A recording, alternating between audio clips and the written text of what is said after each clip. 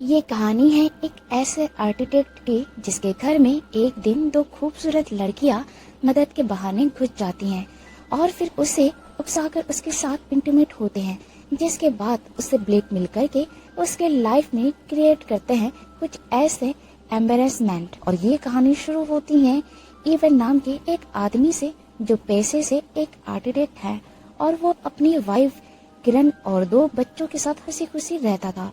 उसकी वाइफ किरण भी एक आर्ट गैलरी में काम करती थी। इवन और कैरन ने बच्चों के साथ बीच ट्रिप पर जाने का एक प्लान बनाया हुआ था, मगर इवन को कुछ जरूरी काम आने पर वो उनके साथ नहीं जा पाता। इसीलिए किरण दोनों बच्चों को लेकर बीच ट्रिप पर एक हफ्ते के लिए निकल जाती है और इवन अपने डॉग के साथ घर पर ही रह जाता है। अब उसी रात जब इवन अपने घर में काम कर रहा था तो उस समय बाहर बहुत तेज बारिश हो रही थी। तभी उसके घर की डोर बेल बजती है। उसके बाद इवन जब दरवाजा खोलने जाता है तो वहाँ पर दो लड़कियां खड़ी थी, जिनमें से एक का नाम वेल और दूसरी का नाम जेनेसिस होता है। वो दोनों बारिश में पूरी तरह से भीगी हुई थी, जिसके बाद दोनों इवन से कहती हैं कि हम पार्टी में जाने के लिए एक एड्रेस ढूंढ रहे थे, मगर तेज बारिश के कारण रास्ता भटक गए और भीगने की वजह से हमारे फोन भी खराब हो गए। तो इवन उनकी मदद के लिए उन्हें अपने घर में आने देता है और उन्हें कुछ टॉवर्स और एक आईपैड देता है ताकि वो उस एड्रेस को ढूंढ सके। लेकिन जेनेसिस आईपैड में एड्रेस ढूंढने के बाद कहती है कि वो उस जगह से काफी दूर आ चुके हैं और टैक्सी ड्राइवर उन्हें गलत लोकेशन पर ले आया है। तो इवन उनके लिए एक कैब बुक करता है जो 45 मिनट में यहाँ पर पहुँचने वाली थी। अब दोनों लड़कियां काफी भीग चुकी थी, इसलिए वो इवन से अपने कपड़ों को ड्रायर में सुखाने के लिए कहती हैं। उसके बाद वेल और जेनेसिस इवन का वॉशरूम यूज करने के बाद उसके पास आती हैं, जहाँ पर इवन उनके लिए चाय बना रहा था।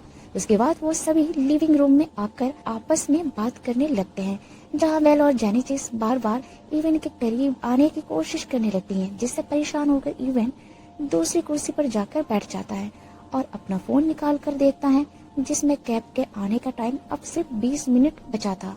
फिर इवन उनसे पूछता है कि तुम लोग क्या काम करते हो, जिस पर वो बताती हैं कि हम दोनों एयर होस्टेस हैं। इसी दौरान वेल और जेनेसिस लगातार इवन को उकसाने की कोशिश करती हैं, जिससे इवन दोबारा उनसे अलग जाकर दूसरी कुर्सी पर बैठ जाता है। दरअसल इवन शादीशुदा था, इसलिए वो वेल और जेनेसिस को बार बार उकसाने पर भी उनसे दूरी बना रहता था। लेकिन वेल और जेनेसिस अपनी लाइफस्टाइल और देश विदेश में घूमने की कहानी इवन को बताने लगती हैं और इवन को उनके साथ इंटीमेट होने के लिए उकसाने लगती हैं।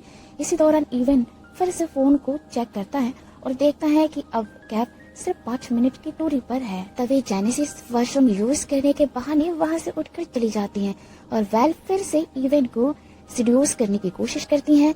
तभी इवन को कैब ड्राइवर का कॉल आता है, क्योंकि कैब इवन के घर के बाहर आ चुकी थी। इसलिए वेल जेनेसिस को बुलाने के लिए वॉशरूम की तरफ चली जाती हैं और इवन उनके कपड़े लेने चला जाता है।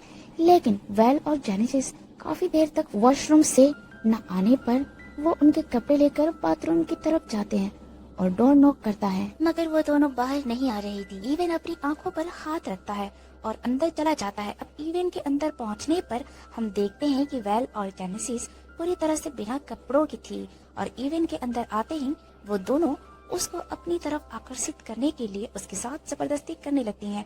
मगर इस बार इवन अपना कंट्रोल खो देता है और बाथरूम में उनके साथ इंटीमेट होने लगता है और फिर बेडरूम में भी इंटीमेट होता है और इस तरह से पूरी रात बीत जाती है और सुबह हो जाती है। जिसके बाद जब इवन उठता है तो उसे बेल और जेनेसिस कहीं दिखाई नहीं देती हैं, जिससे इवन को लगता है कि वो दोनों शायद चली गई हैं। लेकिन तभी उसे किचन से उन दोनों के हंसने की आवाज आती है। तो इवन वहां जाकर देखता है कि उन्होंने उसके किचन का बहुत बुरा हाल कर दिया है। ये सब देखकर इवन उनसे उनके घर छोड़ने की बात करता है। तभी इवन की वाइफ की वीडियो कॉल आती है, तो वो फोन पर बात करने के लिए बाहर चला जाता है और बात करने के बाद वो अंदर आकर दोनों को अपने कपड़े पहनकर उन्हें घर से निकल जाने के लिए बोलता है। मगर बेल और जेनेसिस उसके घर से जाने के बजाय उसकी वाइफ की आर्ट को खराब करने लगती हैं, जिससे परेशान होकर इवन उन दोनों को पुलिस बुलाकर जेल भिजवाने की धमकी देता है। मगर वेल इवन से कहती है कि हम दोनों अंडर एज हैं और तुम हमारे साथ इंटीमेट हो चुके हो, इसीलिए पुलिस तुम्हें रेप केस में अरेस्ट कर लेगी। तभी दरवाजे पर इवन की वाइफ की एक फ्रेंड आई होती है, तो इवन उन दोनों से बाहर ना आने की बात कहकर दरवाजा खोलने जाता है।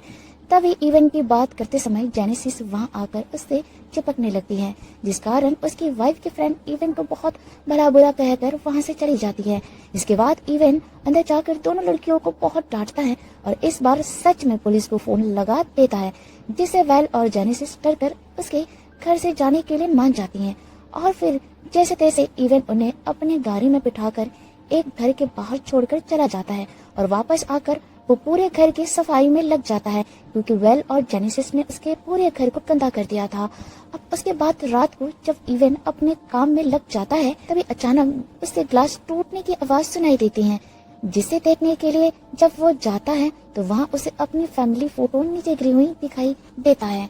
और जैसे ही वो उस फोटो को उठाने के लिए नीचे झुकता है, तभी जेनेसिस उसको पीछे से हमला कर देती है, जिससे इवन बेहोश हो जाता है।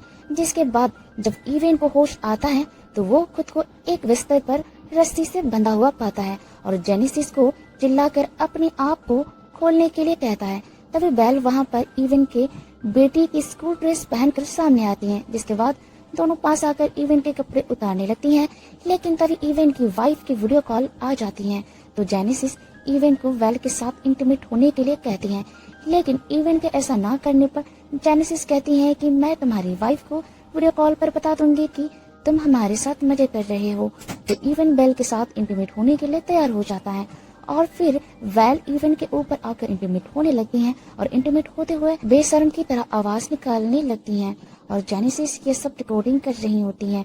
उसी दौरान जेनेसिस कुछ खाने के लिए किचन की तरफ चली जाती हैं और इवन वेल के साथ इंटीमेट होते हुए पूरी ताकत लगाकर रस्सी को खोल लेता है और बेल को धक्का देकर बेड से नीचे गिरा देता है, जिसके बाद वो जेनेसिस की तरफ बढ़ता है और उसे मारने की कोशिश करता है। लेकिन तभी जेनेसिस इवन पर फिर से हमला कर देती है, जिससे इवन बेहोश हो जाता है। इसके बाद ये दोनों इवन को फिर से बांध देते हैं और उसके सामने साइको की तरह हरकतें करने लगते हैं और उसे एक हेडफोन पहनाकर म्यूजिक लाउड करके सताने लगते हैं। फिर थोड़ी देर बाद इवन के घर लुई आकर डोर बेल बजाता है, जो इवन के वाइफ कैरन की असिस्टेंट है। लेकिन जब वो अंदर आता है तो उसे इवन नहीं मिलता, क्योंकि इन दोनों लड़कियों ने उसे एक रूम में बंद कर दिया होता है और वो दोनों लड़कियां लुई से कहती हैं कि हम इवन की भतीजी हैं।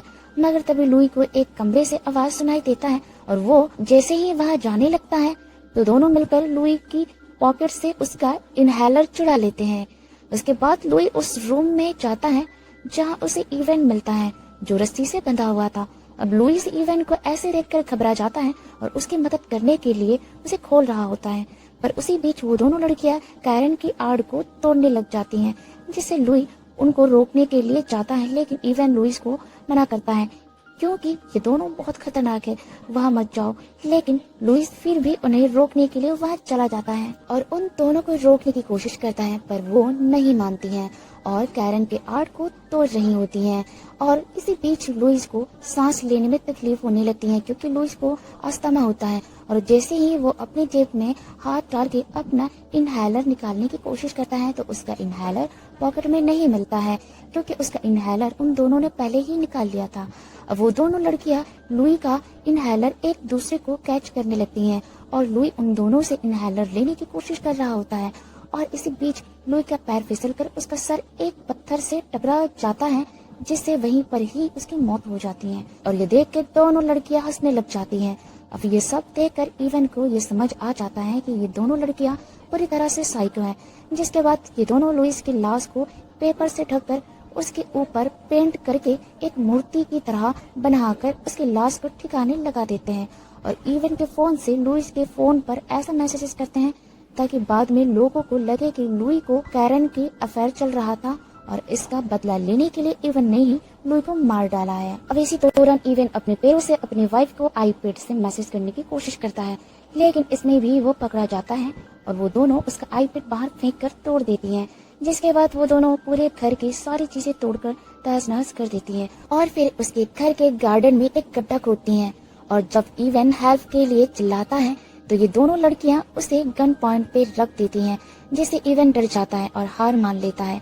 अब अगले दिन वो दोनों लड़कियां इवन को बांधकर उस गड्ढे में डालकर दफना देती हैं और सिर्फ उसका सर बाहर रखकर वो दोनों अपने बारे में बताती हैं कि हम दोनों साइको हैं और हमें ऐसा करने में बहुत मजा आता है और हम तुम्हारे साथ सिर्फ गेम खेल रहे थे और हम बहुतों के साथ ऐसा कर चुके हैं और हमारे शिकार सिर्फ शादीशुदा मर्द होते हैं। इसके बाद वो दोनों उसका मोबाइल निकालती हैं और उसको वो वीडियो दिखाती हैं जिसमें वैल इवन की बेटी की स्कूल ड्रेस पहनकर उसके साथ इंटीमेट हो रही थी।